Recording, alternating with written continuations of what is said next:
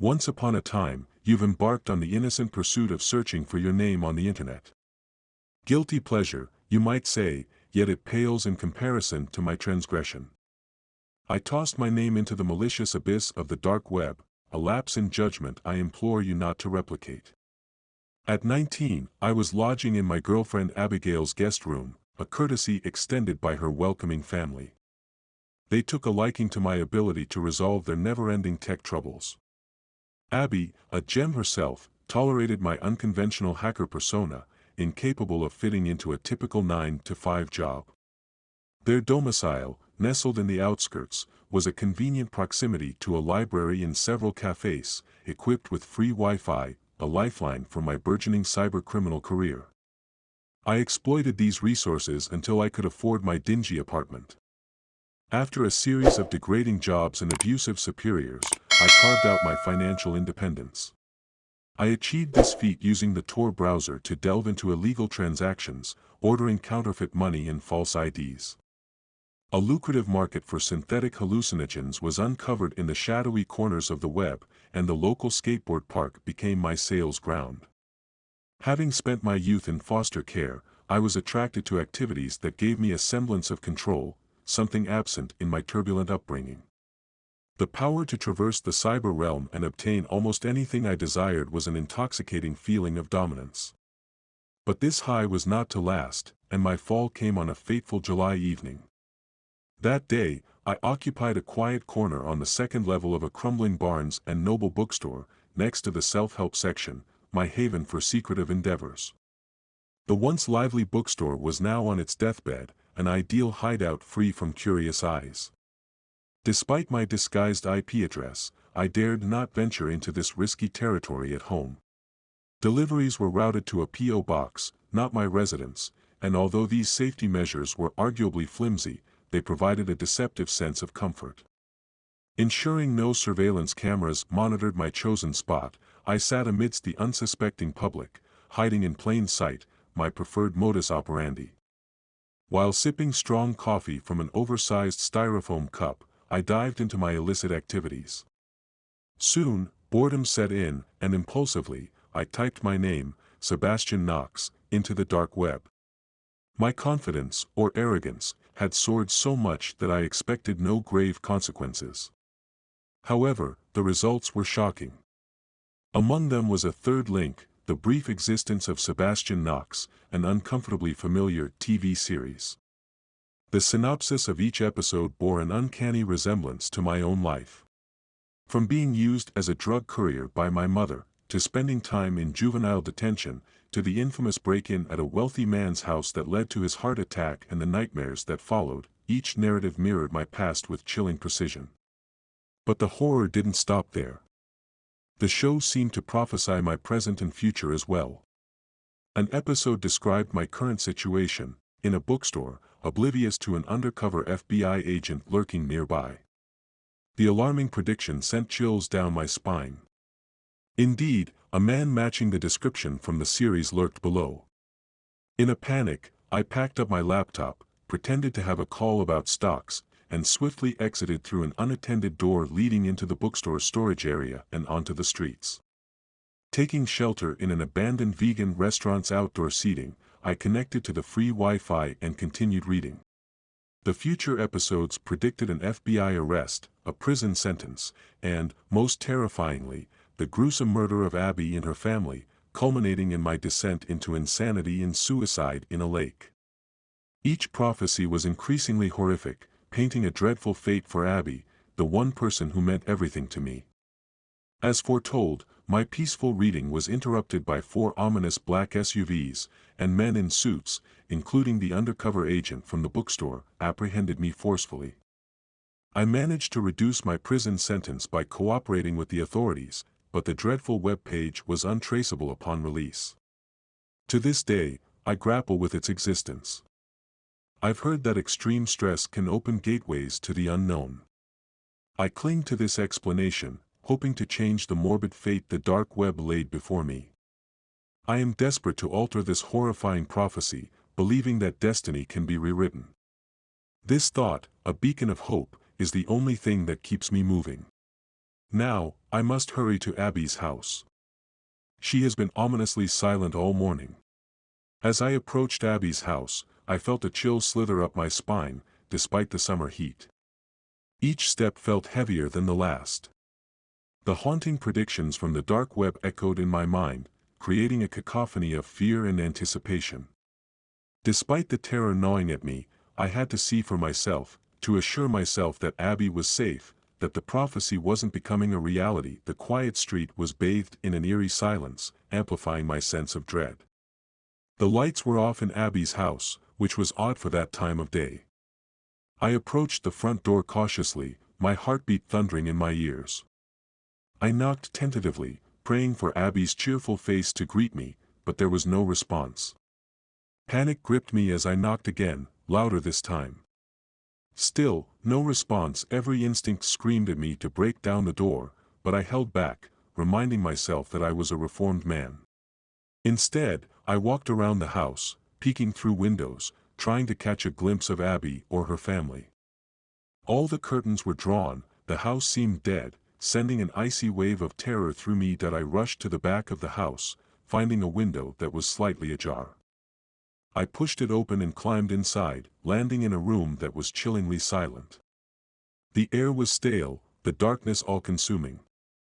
I fumbled for my phone and switched on the flashlight, illuminating the room. The sight that greeted me was straight from a nightmare, mirroring the horrifying prophecy in every grim detail. The walls were smeared with dried blood, furniture was vandalized, and there, in the center of the room, lay Abby's lifeless body. Her throat was slit, her beautiful eyes staring blankly at the ceiling. A scream lodged itself in my throat as I stumbled back, hitting something hard.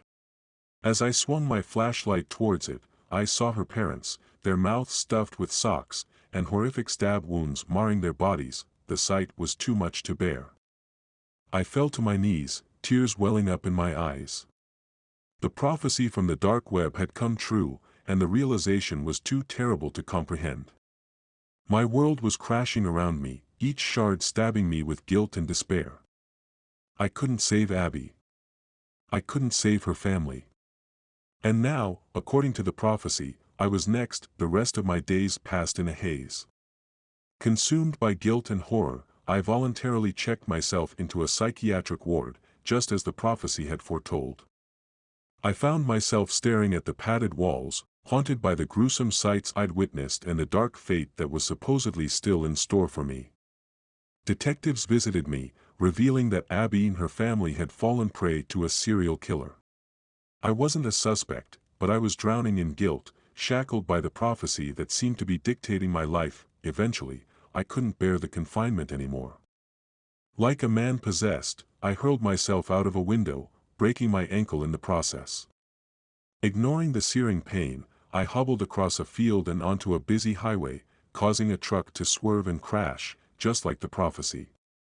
I found myself drawn towards a nearby lake, the waters dark and inviting. I filled my pockets with stones, a grim determination settling in me. As the last vestiges of twilight faded, I walked into the water, feeling the cold seep into my bones. That I looked up at the night sky, taking one last breath as my hand broke the surface of the water. The stars glittered coldly, indifferent to my agony. "Abby, I'm sorry," I whispered, before the lake closed over me, pulling me into its inky depths. But just as darkness began to cloud my vision, I felt a strong hand grab my arm, pulling me towards the surface. I fought it, desperate to escape the prophecy, but the grip was too firm. Soon, I was dragged out of the water and onto the shore. A figure loomed over me, a flashlight illuminating its face. "Agent Holden," I gasped, recognizing him from the bookstore and the black SUVs. He simply nodded, his face grim. "I've been tailing you ever since you got out of the ward," he said, "had a hunch you'd end up here. There's a lot we need to talk about." It was then I realized that perhaps the prophecy wasn't an inescapable fate but a roadmap, one I could alter. I felt a strange sense of relief wash over me. It wasn't over yet. There was still a chance to change the narrative, to bring justice for Abby, and to defy the prophecy. It was a slim chance, but it was a chance nonetheless. And I was ready to take it. Agent Holden and I spent the next few weeks in seclusion, diving into the chilling world of the dark web, hunting the serial killer that murdered Abby and her family. I provided everything I knew about the prophecy, and Holden, with his vast network of resources and experience, began to piece together clues. The prophecy, as we discovered, was not simply an eerie prediction but a taunt, a challenge. The killer enjoyed the fear he instilled in his victims before their demise and relished the terror rippled through the digital underworld as he meticulously fulfilled his macabre promises. We dug deeper, confronting the horrors of the dark web and moving further into its labyrinth. Slowly, we began to find patterns in the killer's actions. The victims he chose, the messages he left, and the way he fulfilled the prophecy were all part of his sick game. While it was mentally exhausting, emotionally draining, and filled with grim discoveries, our tireless investigation bore fruit. We identified a potential suspect, a loner, a programmer with a twisted mind who had been previously linked to another series of murders across the country but had never been caught. With our suspect in sight, we planned a meticulous operation involving local law enforcement and cybercrime units from the FBI. The day of the arrest was tense. It felt like the culmination of all my fears, guilt, and determination to avenge Abby and her family. As the sun set, we surrounded his residence, an isolated cabin in the woods. A tactical unit stormed the place, and after an agonizing wait, we apprehended the suspect. Looking at him, I felt a surge of anger and disgust and a strange sense of relief. The prophecy was over, the killer was caught. The subsequent trial was a media circus, filled with shock and horror as the details of the crimes were revealed. However, through it all, I felt a sense of closure. The prophecy had not dictated my end but had led me to stop a monster. Ultimately, I wasn't just a reformed hacker or a prophecy puppet, I was a survivor. I emerged from the darkness of the prophecy with a renewed sense of purpose. Abby's memory was honored, and her family was avenged. Though the scars of the ordeal would forever be etched in my heart, I found solace in knowing that I had defied the prophecy, changed the narrative, and brought justice where it was desperately needed. The prophecy had said that I would die, but instead, I had lived. And more than that, I had evolved. Once shackled by fear and guilt, my life had gained a new purpose. I dedicated myself to tracking and bringing down criminals who used the dark web to prey on innocent victims. With Agent Holden as my mentor, I used my hacking skills for good, preventing further tragedies, catching killers, and ensuring that no one else lived under the shadow of a terrifying prophecy. A phoenix of hope and justice had risen from the ashes of my despair. My story had not ended at the bottom of a lake but had begun anew, a testament to survival and the will to fight back. And so, the prophecy had been correct about one thing: my old life had ended. But it was wrong about my death. It wasn't the end of me, but the birth of a new version of me, stronger and more determined to protect and serve. In all its dark design, the prophecy had become a story of resilience, justice, and change.